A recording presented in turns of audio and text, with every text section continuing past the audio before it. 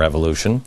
And depending on who's in charge, this could be start of a new Islamic empire, a caliphate, if you will, or a Sharia law over the entire region.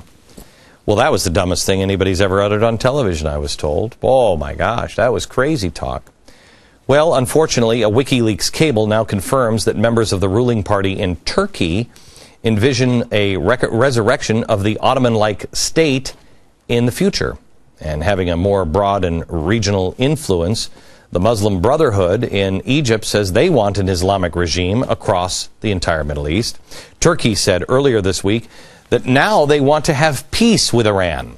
This strikes me as dangerous because if you want to have peace in the Islamic world, you are ushering in the Mahdi or the 12th Imam, and peace comes at a very high price.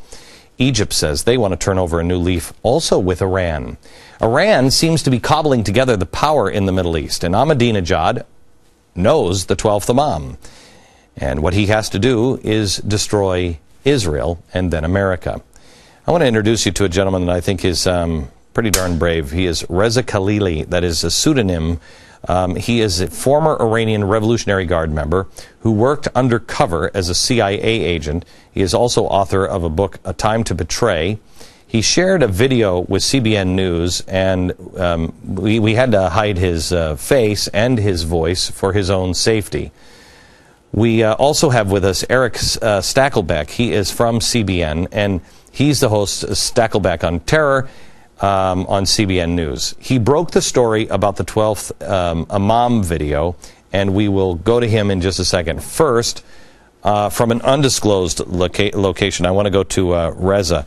Reza, tell me, when you went undercover and you started hearing about the 12th Imam and everything else, you actually heard plans for the destruction of Israel and the West and the return of the 12th Imam. Yes. First of all, thank you so much for having me. It's a great pleasure to be on your program. Ever since I started to spy on the Islamic government, I reported on their activities, their terrorist expansion, their collaboration with all the terrorist groups around the world, and their intention to ultimately destroy Israel, because that's a key element. It's a mandate, but by century-old hadiths, to take place so the Mahdi would return. So I would state here that they are committed to this ideology, and just because many in the West cannot understand it, it doesn't mean that it's real. And these are the same people who are pursuing the nuclear bomb.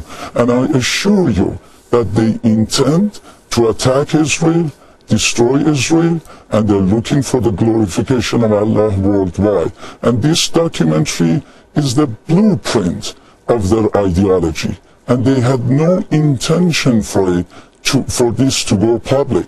I was alerted by my contacts in the Revolutionary Guard several months ago that the project was approved by the Iranian President Mahmoud Ahmadinejad and Iranian Supreme Leader Ali Khamenei, produced by the Basij militias to be distributed throughout the Middle East, incite more uprising, overthrow US-backed governments, call for unification of Arabs, promising the destruction of Israel is imminent, and therefore the imminent coming of Imam Mahdi. Now this is all because we have an administration that is inept, weak, and confused, and they can sense this, and they've become emboldened and excited by the events in the Middle East. All right.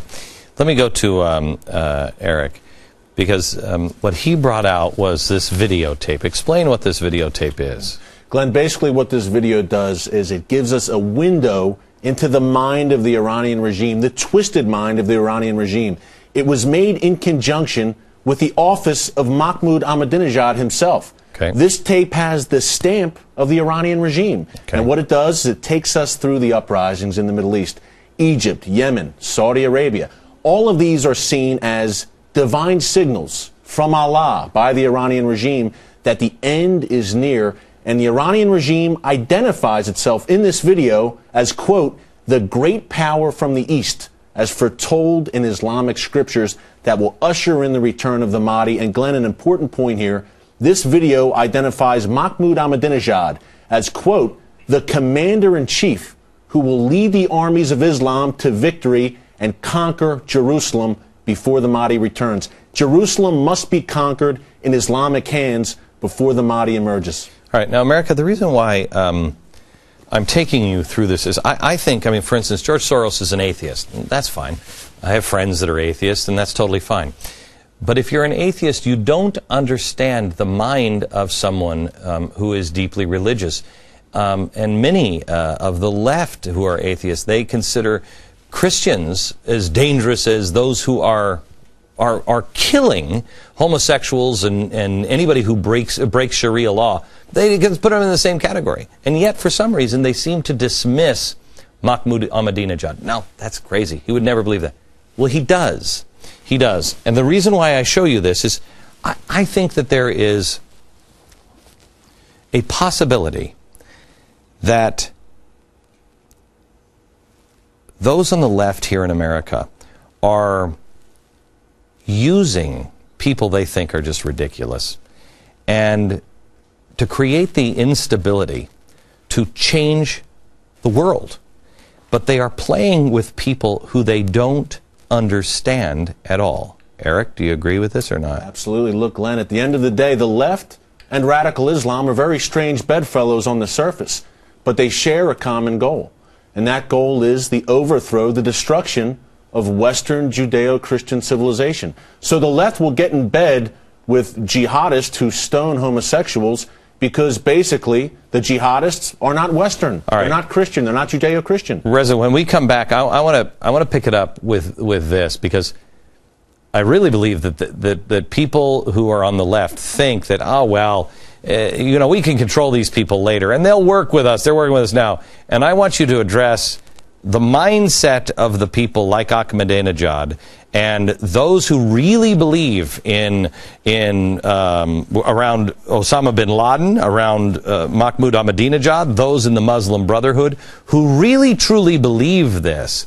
What the mindset is that the left should expect once they get their wish, and revolution is global. Back in just a second.